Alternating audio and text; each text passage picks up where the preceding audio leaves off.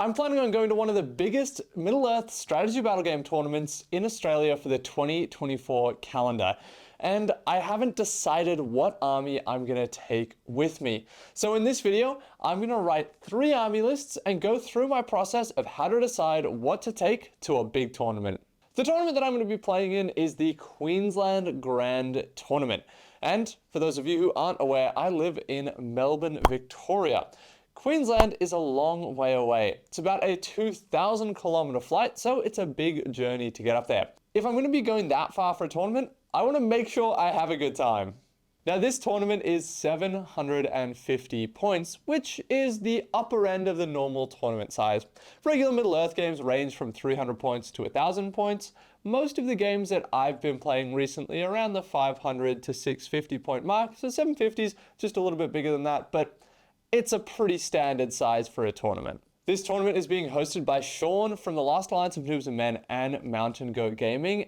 What's up? I'm Sean from the Last Alliance of Noobs and Men and now Mountain Goat Gaming.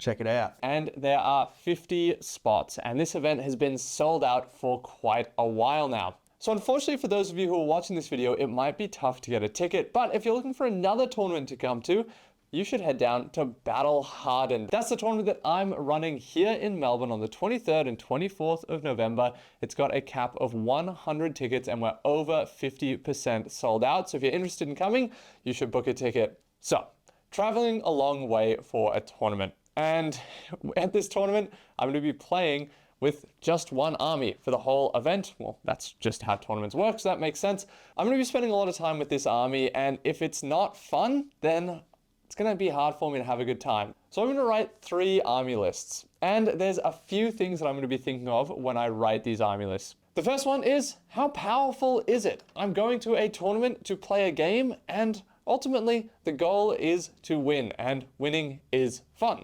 The next one is, what are other people planning on taking to this army list? This one is going to take some wild speculation. The third one is, how fun is it to play? Importantly, how fun is it for me to play, but also for my opponents to play against? There's some armies that are really good at debuffing the opponents and give you a lot of control, which if that's what you're into can be a lot of fun, but as someone who's played against those armies a lot, I struggle to enjoy going up against them. Now, I personally have the most fun when my opponent's also having a good time, so choosing an army that's fun for both of us is really important. And the final thing, and maybe most important one, is what do I have painted? And if I need to paint stuff, am I going to be able to get it done in time? This event is being held in early November, and this video is coming out at the start of October, which means I've got a little bit more than a month to prep. And that does limit my choices a little bit. I'm definitely not going to be going out and painting a whole 750 point army in one crazy painting blitz, because I have a lot of other stuff to paint. Technically, to play in a tournament, you don't have to have a painted army, but for this one in particular, you do get tournament points if your army is painted, and I really do like that.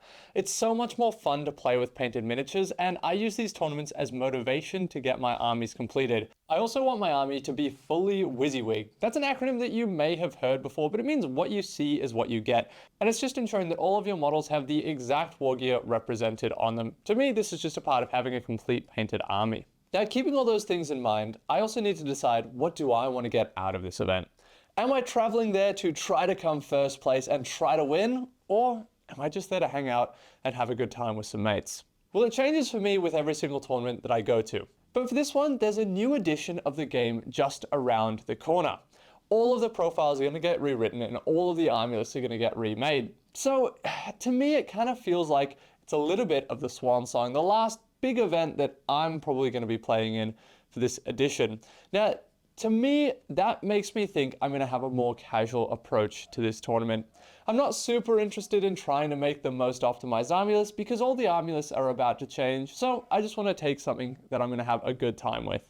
Winning is a big part of the fun, or at least the pursuit of winning. So to have fun, I want to bring an army list that's still strong enough, but I'm not going to worry about trying to be super optimal with it.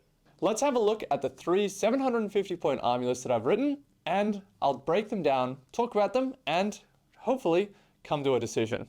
If you want to support the channel, and get some amazing wargaming scenery at the same time, then check out the Conquest Creations web store where we have a big library of STL files of wargaming scenery. We also have a Patreon where we have exclusive content. And if you back it at the Conquest Champions tier, then you'll also get a bundle of STL files every single month. For this month, it's the Halfling Farmstead set. I've had a lot of people ask if they can get the physical products instead of just the STL files. For a lot of our library, if you go to the Buy Printed tab on our website, you can find companies that have bought merchant licenses. However, not all of our products currently have merchant licenses, like the Halfling Farmstead. If you want to get this physically, please leave a comment and let me know. If there's enough demand, then I'll start to organize a physical distribution of it. Alright, my first potential army is Mordor. I painted this army relatively recently and it still feels shiny and new. This army will be led by Gothmog, Zagdush, an Orc Taskmaster, and Kardush, the Orc Shaman, as well as having the all-important Great Beast of Gorgoroth. Every warband's going to be filled up with Morannon Orcs. All of them have shields and half of them have spears, and I've got a banner in there as well. Importantly, I also have a single Orc Warrior with no upgrades. This guy is absolutely hilarious. I haven't done his base yet, and he came from the Great Beast of Gorgoroth kit, but he's just this dude holding a rock, and I think it's absolutely hilarious to include him in my army, and he's just going to run forwards every game and try to hit someone with his rock. This army comes in with 46 models. Expecting the default amount at 750 to be around the 37-38 model mark means that this is pretty healthy, but a bunch of them are riding on the Great Beast of Gorgoroth, so they're not models on the table, they're just counting as models riding on the beast. Now I think this army would be a lot of fun to play with, and I've played one practice match with it.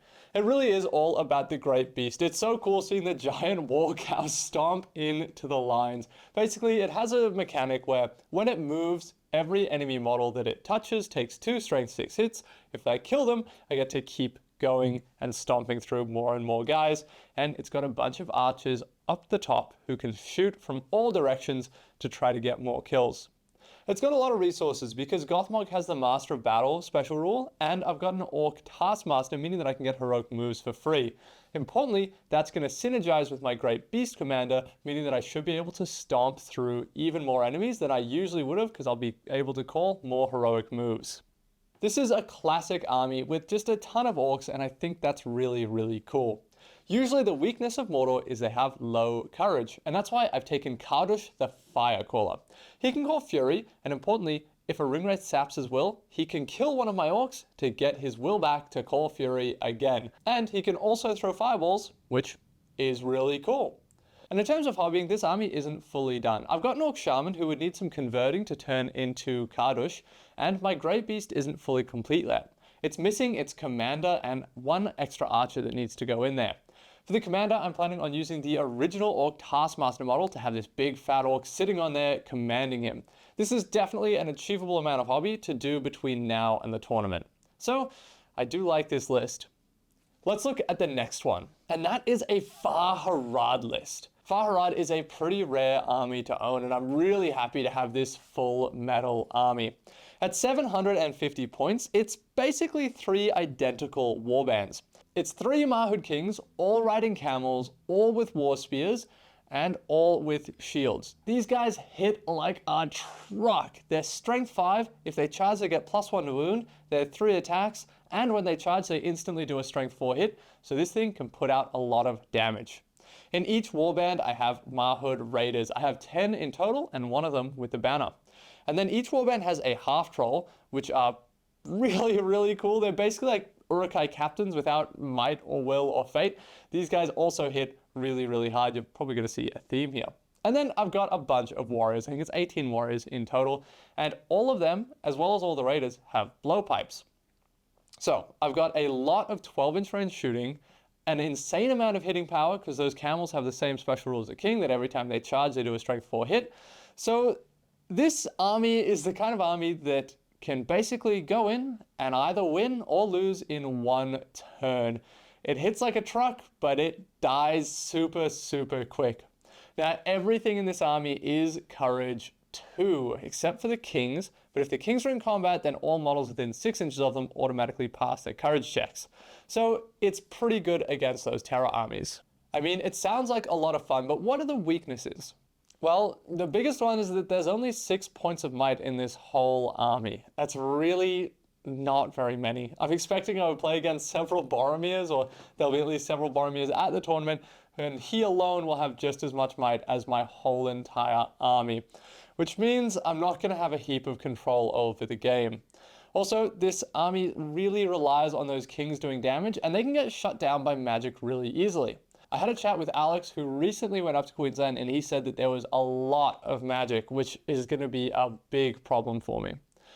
I also have plenty of hobbying still to do on this army. As you can see, it's fully painted, but it's not painted to the best of my ability at all. A lot of it's just one layer of contrast paints, and I want to go through and I want to highlight everything and finish off things like the spikes on the camels and do all the bases. I've got one of my models based with these awesome cactuses from Epic Basing, and I want to do that on the rest of them because they look so good, but it means that there's a decent amount of work on this army. Now, it's definitely doable if I'm going to push myself pretty hard to get it done. All right, my last and final potential army to bring to this tournament is my favorite army in the game. It is Army of Thror. So at 750 points, I have Thror leading 15 Guardians of the King. These are Grimhammers with a 1-point upgrade that makes them Strength 4. Now, ideally they would have been spread out across all of my heroes, but if they're not in Thror's warband, they can't take the Guardian of the King upgrade, and I'd rather them be Strength 4 than be spread out. I've also got Thrain with 2 Warriors of Erebor with Spear and Shield, Thorin with 2 Warriors of Erebor, Spear and Shield, Young Balin, 2 Warriors of Erebor, Spear and Shield, and finally, Young Dwalin with, once again, 2 Warriors of Erebor with Spear and Shield. This is a low model count.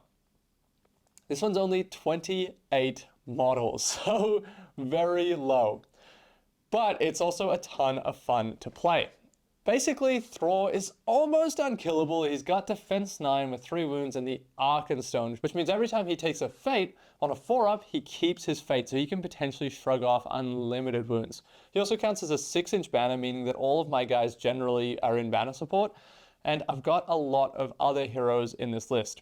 Thrain just hits hard, Thorin hits hard, Dwalin hits hard, and Balin kind of hangs out. But he gives me priority control because he has the Longbeard special rule, meaning that I can use a will point to re-roll a priority. This army's basically maxed out the hitting power and the defense stat tree in exchange for everything else. So I'm low model count and I'm super slow. I think this is one of those armies that in some matchups can be really, really strong, but it definitely does have bad matchups. For example, if they have a big hero like a Dane or an Azog or a Bolg who just goes after my troops, they can munch through my troops really, really quickly, and I don't have enough of them to really delay that hero. On the other hand, if I come up against an army similar to my Mordor army, where it's just like a horde of relatively weak dudes, then I'm just going to form a death ball, run forwards, and kill absolutely everything. This army will struggle to win a tournament because at some point it's going to come up into a scenario where you need to move fast and cover the board, which it really struggles with. Ultimately, I think it's the most fun army to play because all of my heroes have a ton of options, and even the Grimhammers have a heap of options. Young Thorin has an ability to give people +1 strength, Thrain has a battlefield-wide stand fast, Dwalin just goes insane, and as I said earlier, Balin can control priority. I always have a ton of fun when I play this one. In terms of hobbying, it is done. It is a fully complete army. I'll probably need to do a little bit of refurbishment because over the years it's taken a little bit of damage, and I think this would be a great opportunity to fix it up and maybe even push the paint job on a couple of the models a little bit further and do some better highlights. All right, so those are my 3 armies that I'm thinking of choosing. Look, at the start of this video, to be honest, I thought I was just going to pick Army of Thror. Now that I've had some time talking through them, I'm really liking Mordor, and honestly, I'm also really liking Farharad. I'm expecting to come up against a lot of magic and terror though, which definitely does impact my decision making. At this stage, I've got no idea.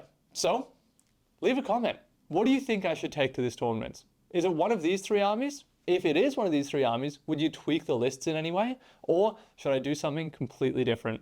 Thanks for listening to me talk about my tournament armies. I'm having a ton of fun writing these lists and trying to decide what to bring, so having you join me on the journey is awesome. Alright, this has been Conquest Creations. Thank you for watching.